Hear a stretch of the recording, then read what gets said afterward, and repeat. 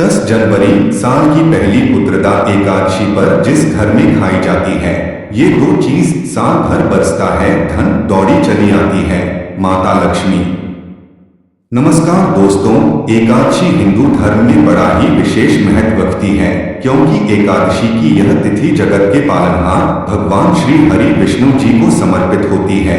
आपको पता होगा कि प्रत्येक माह में 2 एकादशी आती है और साल में कुल 24 एकादशी तिथि पड़ती हैं। धार्मिक मान्यता है कि एकादशी के दिन भगवान विष्णु की पूजा करने से जीवन के सभी कष्ट दूर जाते हैं और पुण्य फलों की प्राप्ति होती है। इसके अलावा पुत्रदा एकादशी के दिन भगवान विष्णु और माता लक्ष्मी के साथ साथ अन्य देवी देवताओं की भी पूजा करने से घर में धन धान्य में वृद्धि होती है। दोस्तों, आप सभी को बता दें कि साल 2025 की पहली एकादशी बेहद खास है और यह पौष माह के शुक्ल पक्ष की एकादशी तिथि पर मनाई जाएगी, जिसे पुत्रदा एकादशी या वैकुंठ एकादशी भी कहा जाता है। आपको बता दें कि पौष पुत्रदा एकादशी पुत्र रत्न प्राप्ति के लिए बहुत फलदायी मानी गई है। हिंदू कैलेंडर के अनुसार पुत्रदा एकादशी का व्रत प्रत्येक साल में 2 बार रखा जाता है। पुत्रदा एकादशी का व्रत रखकर सच्चे मन से भगवान श्री हरि की पूजा अर्चना करने से व्यक्ति को संतान सुख की प्राप्ति होती है और संतान को लंबी उम्र का आशीर्वाद प्राप्त होता है। साथ ही इस व्रत को सही तरीके से रखने से परिवार के सभी सदस्य मानसिक और शारीरिक रूप से स्वस्थ रहते हैं।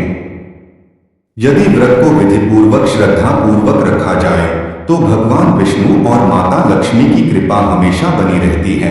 इसके अलावा दोस्तों, पंचांग के अनुसार इस बार 2025 की पौष माह की शुक्ल पक्ष की पहली एकादशी तिथि का आरंभ 9 जनवरी 2025 को दोपहर 12:22 पर होगा और अगले दिन 10 जनवरी 2025 को सुबह 10:19 पर एकादशी तिथि का समापन होगा। ऐसे में उद्या तिथि के अनुसार इस बार 10 जनवरी 2025 को पौष माह की शुक्ल पक्ष की पुत्रदा एकादशी का व्रत रखा जाएगा। इसके अलावा पौष मास की पुत्रदा एकादशी के पूजा के शुभ मुहूर्त के बारे में बात करें तो पौष पुत्रदा एकादशी के दिन भगवान विष्णु की पूजा के लिए शुभ समय 10 जनवरी 2012:13 से लेकर दोपहर 12:55 तक रहेगा।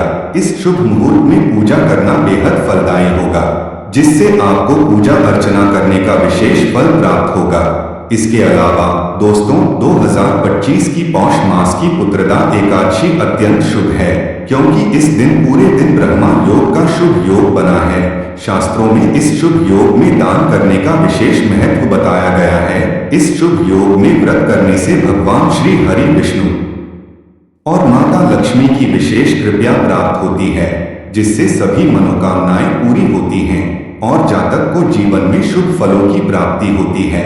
इसके अलावा दोस्तों, शास्त्रों में कुछ ऐसी चीजों का वर्णन किया गया है जिन चीजों का भोग साल की पहली पुत्रदा एकादशी पर भगवान श्री हरि विष्णु को लगाने और भोग लगाने के बाद उस चीज का प्रसाद के रूप में सेवन करने से व्यक्ति के अन्न धन के भंडार भर जाते हैं और जीवन में हर एक कार्य में सफलता हासिल होती है। जीवन में कभी भी किसी भी प्रकार की समस्या नहीं आती है।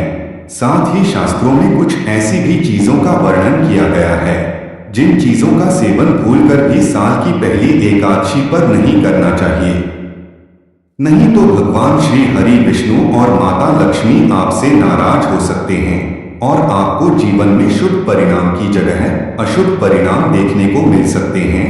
साथ ही आपका भाग्य भी आपका साथ छोड़ सकता है, जिससे आपका जीवन दुर्भाग्य में बदल सकता है और आपके बने बनाए काम भी बिगड़ सकते हैं। ऐसे में इस वीडियो के माध्यम से मैं आप सभी को बताऊंगा कि साल की पहली पुत्रदा एकादशी पर भगवान श्री हरि विष्णु और माता लक्ष्मी को किन चीजों का भोग लगाना चाहिए और किन चीजों का सेवन इस दिन बिल्कुल भी नहीं करना चाहिए। लेकिन उससे पहले अगर आप भी चाहते हैं कि श्री हरि विष्णु और लक्ष्मी माता का आशीर्वाद आप पर बना रहे तो इस वीडियो को एक लाइक करें और चैनल को सब्सक्राइब कर लें और कमेंट बॉक्स में जय श्री हरि विष्णु और जय लक्ष्मी माता जरूर लिखें। तो चलिए दोस्तों, सबसे पहले जानते हैं कि साल की पहली एकादशी पर किन चीजों का सेवन करना चाहिए और किन चीजों का भोग भगवान विष्णु को लगाना चाहिए। नंबर 1, शकरकंद। जी हाँ दोस्तों, शकरकंद पुत्रदा एकादशी पर एक आदर्श सब्जी मानी जाती है, क्योंकि यह न केवल स्वादिष्ट होती है बल्कि यह सेहत के लिए भी बेहद लाभकारी होती है। इसे सेंधा नमक और घी में हल्का पकाकर तैयार किया जा सकता है। साथ ही शकरकंद को उबालकर या भूनकर भी खाया जा सकता है।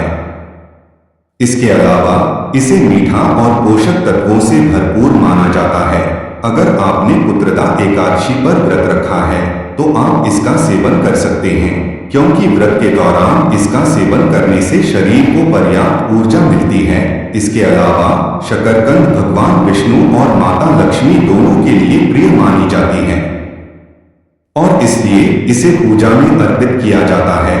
इस सब्जी को भोग में अर्पित करने से भगवान विष्णु की विशेष कृपा प्राप्त होती है और व्रती को जीवन में शांति और संतोष मिलता है। नंबर 2, पालक की सब्जी।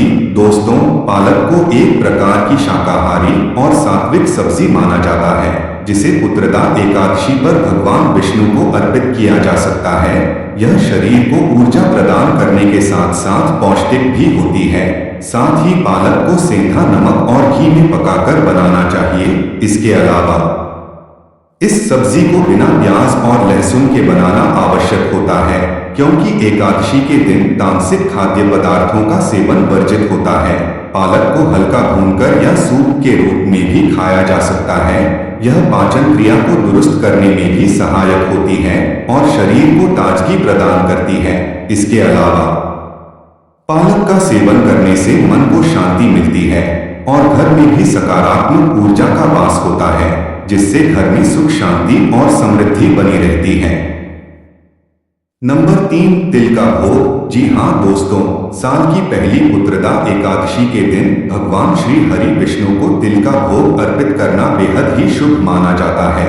आपको बता दें कि तिल को पवित्रता और सकारात्मक ऊर्जा का प्रतीक माना गया है। ऐसे में इस दिन तिल के लड्डू, तिल की खीर या तिल गुड़ से बने व्यंजन भगवान श्री हरि विष्णु और माता लक्ष्मी जी को अर्पित करें, क्योंकि तिल के उपयोग से पूजा में पवित्रता बढ़ती है और यह भगवान विष्णु को प्रसन्न करने का एक विशेष साधन है। साथ ही तिल का भोग लगाने से व्रती को पापों से मुक्ति मिलती है और संतान सुख का आशीर्वाद प्राप्त होता है, जिससे जीवन में शुभ परिणाम देखने को मिलते हैं।